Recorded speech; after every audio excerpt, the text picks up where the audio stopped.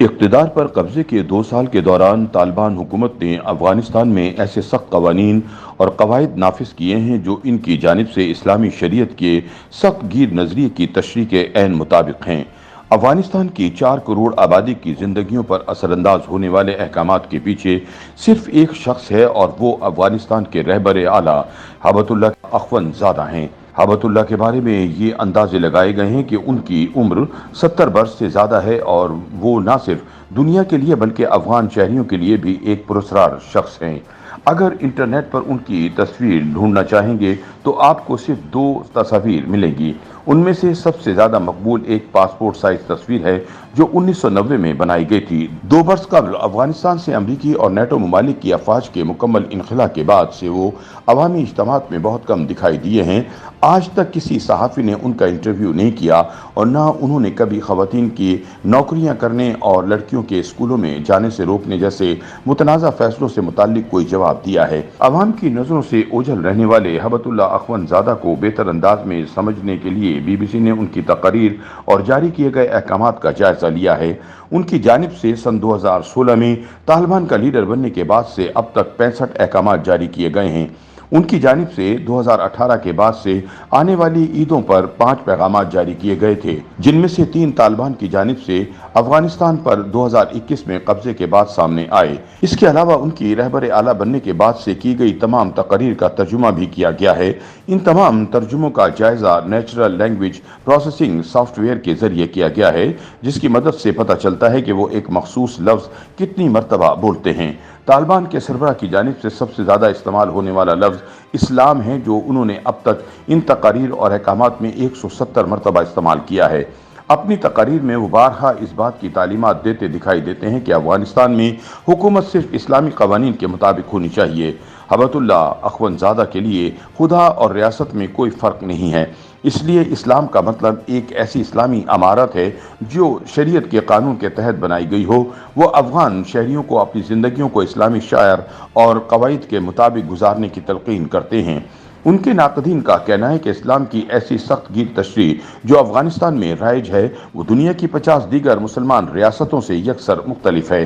اقوام متحدہ کی جانب سے بھی افغانستان میں خواتین کی آزادی سلب کرنے کے بعد طالبان حکومت پر صنف کی بنیاد پر تعصب کو فروغ دینے کا الزام عائد کیا گیا ہے۔ طالبان کی جانب سے خواتین کو پارکوں، جمز اور بیوٹی پارلر میں جانے سے بھی روکا گیا ہے۔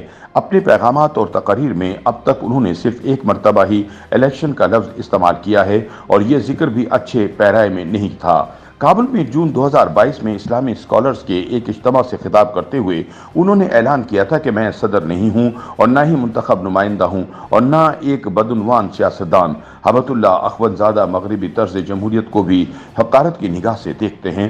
2 سال قبل کابل پر قبضے سے پہلے انہوں نے اپنی تقاریر میں لفظ امریکہ 55 مرتبہ استعمال کیا اور اس لفظ کو استعمال کرتے ہوئے ہمیشہ ان کے لہجے میں غصہ پایا گیا۔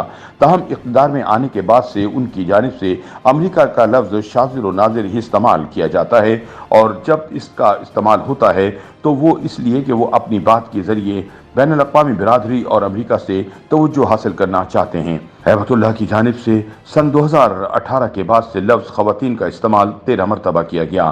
گزشتہ 2 برسوں میں انہوں نے لفظ خواتین کو 3rd پرسن کے صیغے میں استعمال کیا ہے، یعنی ان کی جانب سے خواتین کے لفظ کو عام طور پر صرف حوالے کے طور پر استعمال کیا جاتا ہے، وہ کبھی خواتین سے براہ راست مخاطب نہیں ہوتے۔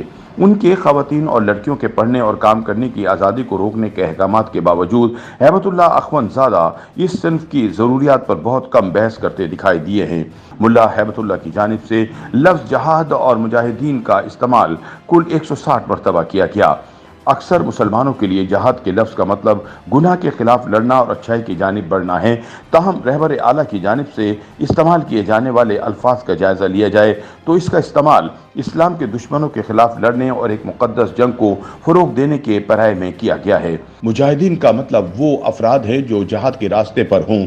تاہم رہبر اعلیٰ کی جانب سے بارہا جہاد کے لیے دی گئی ترغیب اب اس لیے عجیب لگتی ہے کیونکہ یہ بات وہ طالبان جنگجوؤں کی موجودگی میں کرتے دکھائی دیتے ہیں جو جنگ کے درمیان پرورش پانے کے باوجود اب تک ایک ایسے افغانستان میں جی رہے ہیں جو قدرے پرامن ہے۔ मुतअद्दिद नौजवान हाल ही में अफगानिस्तान से पाकिस्तान जा चुके हैं ताकि वहां की तहरीक तालिबान पाकिस्तान या टीटीपी का हिस्सा बन सकें। ये भी एक ऐसी जमात है जो सख्त गिर इस्लामी कवानीन का निफाज चाहती है। तालिबान रहनुमाओं की जानिब से अवामी तौर पर तो जंगजुओं के यूं सरहद पर जाने की मजम्मत की गई है, लेकिन अक्सर नौजवान कहते हैं कि वो जहाद करने के लिए पुरअज़्म हैं।